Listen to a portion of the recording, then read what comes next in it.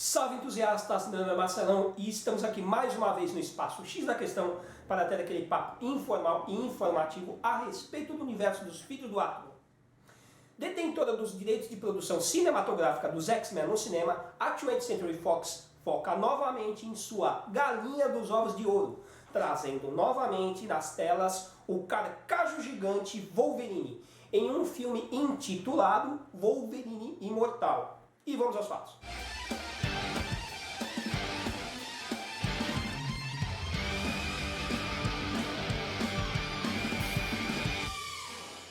O filme inicia com uma história que de fato ocorreu nos quadrinhos. Evidentemente que não daquela maneira que é apresentado. Inclusive, Wolverine estava não só na explosão de Nagasaki, como também esteve em Hiroshima, quando a primeira bomba caiu historicamente na região. Que azar, né? Com o devido respeito ao personagem, sua imagem foi tão explorada desde o início de seu sucesso que tudo que poderia ter sido feito com o uso de sua imagem para ganhar dinheiro foi explorado. Dessa forma, associar os acontecimentos cronológicos com o personagem ao longo dos anos de maneira coerente é muito complicado. Diferente do que acontece com o desenvolvimento cronológico regular dos demais X-Men e dos outros personagens do universo Marvel. Os acontecimentos aleatórios não conversam com os acontecimentos ocorridos nos filmes dos X-Men da Fox, independente do tempo. Olha que complicado.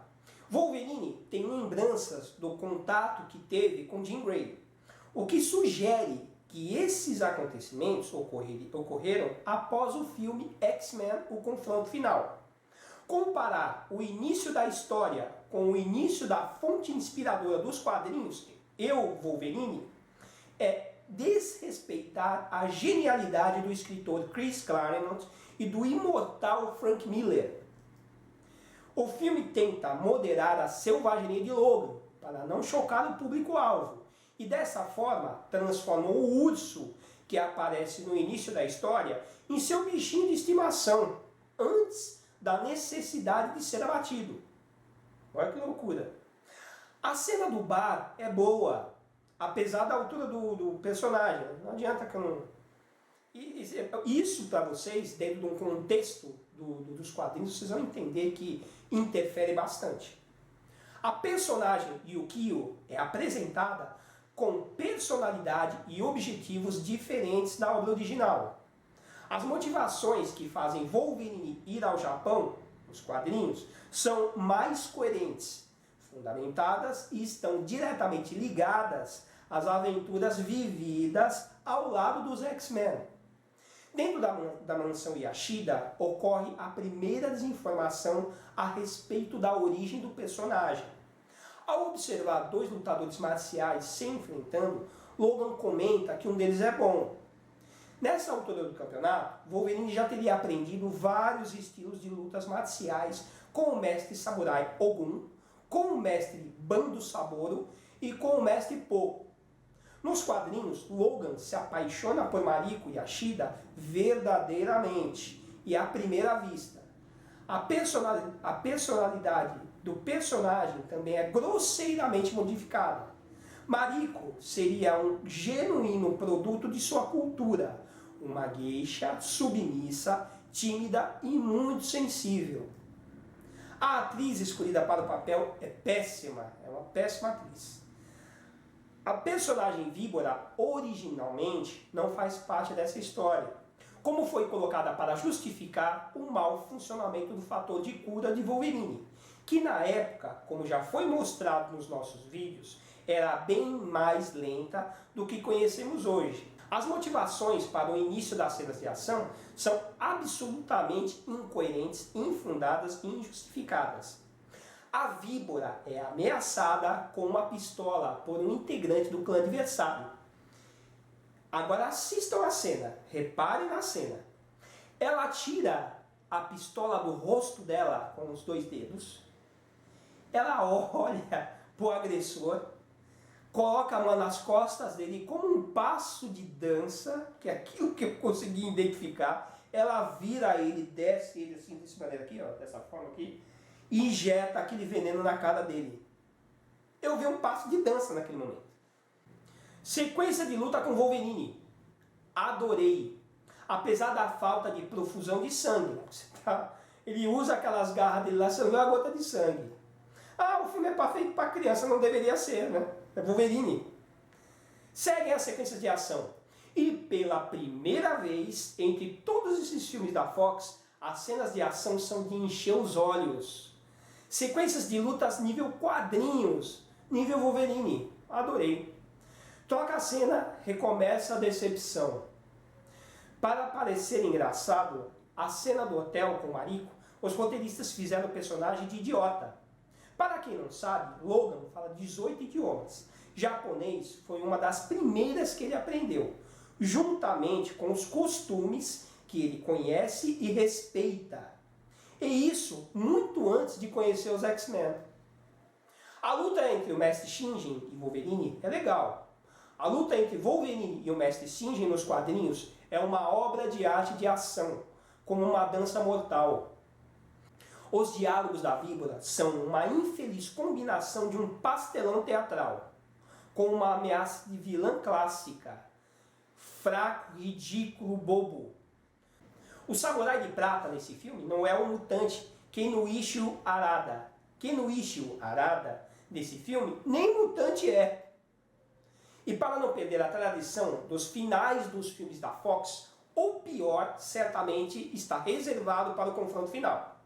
O grande e maior desafio até agora. Surge o que deveria ser o Samurai de Prata. Nessa versão, como um exoesqueleto tecnológico com uns 3 metros de altura. Por que tão grande? Porque o personagem Wolverine, que deveria ser baixinho, é enorme. Então vamos fazer um Samurai de Prata de 3 metros de altura, né? E agora vamos para o momento burrice e desinformação. O dom mutante de Kenoichiro Harada é a capacidade de gerar um campo de energia de tachyons e transferir essa energia para a sua katana. Devidamente carregada, a arma é capaz de cortar qualquer matéria, menos o adamantium. Porém, como já comentei, que as histórias de Wolverine são extremamente bagunçadas e não conversam entre si, e isso é fato, a primeira apresentação do personagem em Wolverine número 2, de 1988, é comentado que sua lâmina energizada poderia cortar até adamantium. Isso nessa revista, quadrinhos, hein? Depois, em publicações futuras, é afirmado que a arma energizada não pode cortar adamantium. Tá? Está nos quadrinhos. Mesmo assim, se o usuário da katana não é o mutante Kenoichiro Harada, de que maneira a arma aparece energizada com as mesmas características e a mesma capacidade de cortar o adamantium? O Wolverine usa outra katana incoerente com o mesmo recurso incoerente para cortar a armadura de adamantium, que poderia e não poderia ser cortada com o mesmo recurso. Entenderam? Eu também não.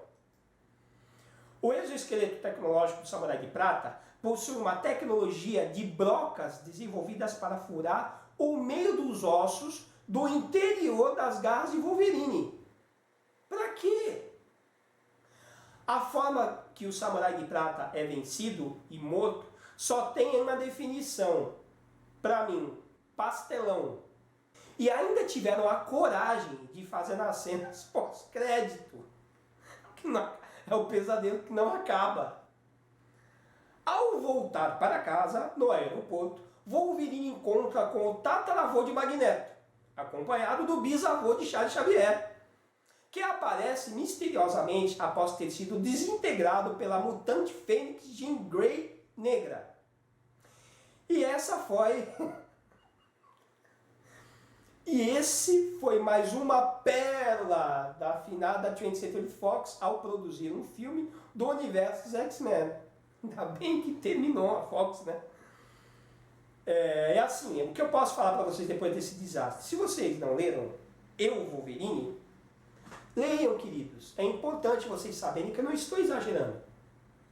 que a diferença de uma adaptação e de uma desconstrução de obra, vocês vão ver assistindo o filme e lendo os quadrinhos. Espero que vocês tenham gostado desse vídeo.